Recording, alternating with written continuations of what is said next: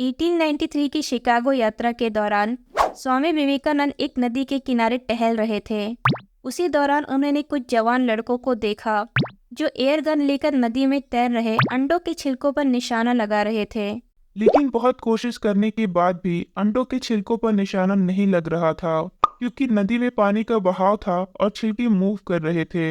स्वामी विवेकानंद उनकी कोशिश देखकर मुस्कुराए। उन लड़कों ने उनकी मुस्कुराहट देखकर गुस्सा किया और उन्हें कहा कि ये काम आसान नहीं है। अंडों के छिलकों पर निशाना लगाने के लिए स्वामी विवेकानंद ने एयर गन उठाई और 12 बार एयर गन से निशाना लगाया और 12 बार निशाना लगा। ये देखकर लड़के सोचने लगे स्वामी जी को किसी एक्सपर्ट ने ट्रेन किया होगा, लेकिन स्वामी जी ने उन्हें बताया कि उन्होंने कभी पहले एयर गन नहीं चलाई थी। उनकी सफलता उनकी मन की एकाग्रता की वजह से थी। माइंड कंट्रोल को हम स्वामी विवेकानंद के प्रिंसिपल से समझने की कोशिश करेंगे। हेलो दोस्तों, स्वागत है आपका अपने चैनल एनिमेटेड कॉन्वर्सेशंस में। मैं हूँ अंकिता और मैं हूँ अंकुश। और आज हम बात करेंगे mind control principle by Swami Vivekananda. Number 1, don't search pleasure outside your goal. जब हम कुछ करते हैं या किसी गोल को हासिल करने की कोशिश करते हैं, तब हमें आनंद और खुशी का एक्सपीरियंस होता है। पर कई बार हम ये सोचकर खुश होते हैं कि अगर हम कुछ और कर लें या किसी और चीज़ में मज़ा आए तो हमें और ज़्यादा आनंद मिलेगा। पर असल खुशी और आनंद तो वही है जो हमारे अंदर है।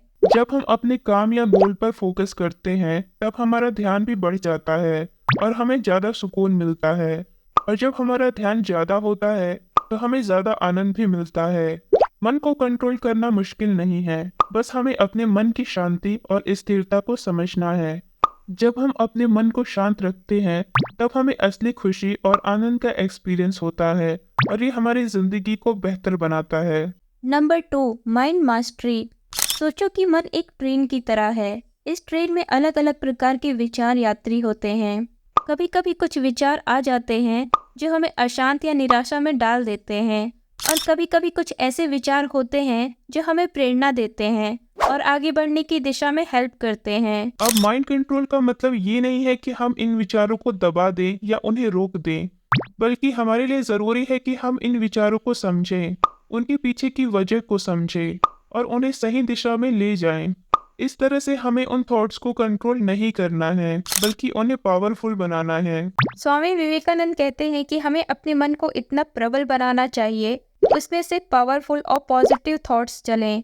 जब हम अपने मन को इस तरह से स्थिर रखते हैं, तभी हम अपने जीवन में सफलता और आनंद को अनुभव कर सकते हैं। इस तरह से मन की नियंत्रण शक्ति को समझना और विकसित करना हमारे जीवन को बेहतर बनाता है और हमें असली सुकून और खुशी देता है।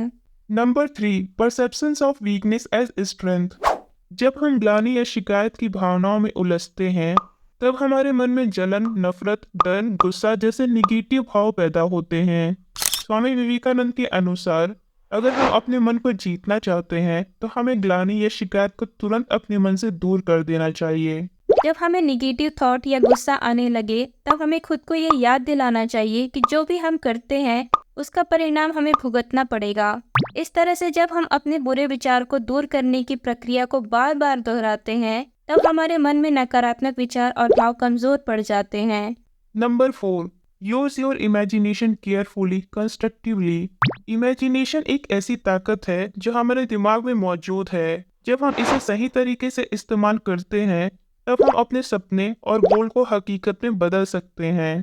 लेकिन अगर हम इसे गलत तरीके से इस्तेमाल करते हैं, तब हमें चिंता और डाउट की परेशानी हो सकती है। स्वामी विवेकानंद कहते हैं कि जब हम अपने सपनों को हकीकत में देखते हैं और अपने मन को शांत रखते हैं, तब हमारे दिमाग में डाउट की जगह नहीं होती। इसका मतलब है कि जब हम अपने दिमाग को खुश और स्थिर रखकर अपने गोल की ओर बढ़ते हैं, तब हमें परेशानियों का सामना करने में आसानी होती है। Number 5, never run into extremes. हमारा मन हमेशा खुश और शांत होना चाहिए। मन कभी एक जैसा नहीं रहता, कभी कभी ज़्यादा सोचता है। स्वामी जी कहते हैं कि हमेशा बैलेंस बनाओ, क्योंकि हमारा मन हर एक्सट्रीम पर रिएक्ट करता है। इसलिए हमें अपने एक्शन को बैलेंस में रखना चाहिए। क्योंकि स्वामी जी का कहना है, जब भी हम अपने एक्सट्रीम पर जाते हैं, तब हम अपने आप को खो देते हैं और नुकसान उठाते हैं। इसलिए उन्होंने ये प्रेरणा दी है कि हमें अपने जीवन में कभी भी एक्सट्रीम पर नहीं जाना चाहिए, बल्कि हमें बैलेंस बनाकर रखना चाहिए। Number 6, nothing is more powerful than mind control.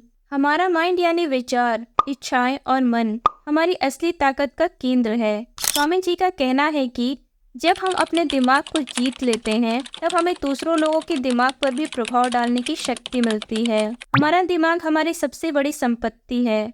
और अगर हम इसे सही तरीके से इस्तेमाल करते हैं, तब हम अपने जीवन में सफलता और समृद्धि प्राप्त कर सकते हैं। Number 7, practice detachment and devotion.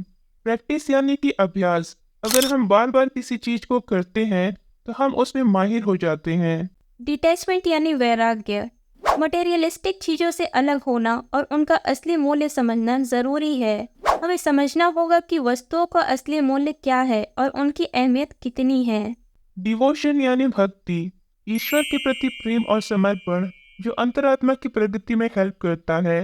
अगर हम ईश्वर में श्रद्धा और प्रेम रखते हैं तो हम अपने अंतरात्मा को शांति और प्रगति का अनुभव कराते हैं। इन तीनों एलिमेंट पर अमल करके व्यक्ति अपने जीवन को सार्थक और सफल बना सकता है।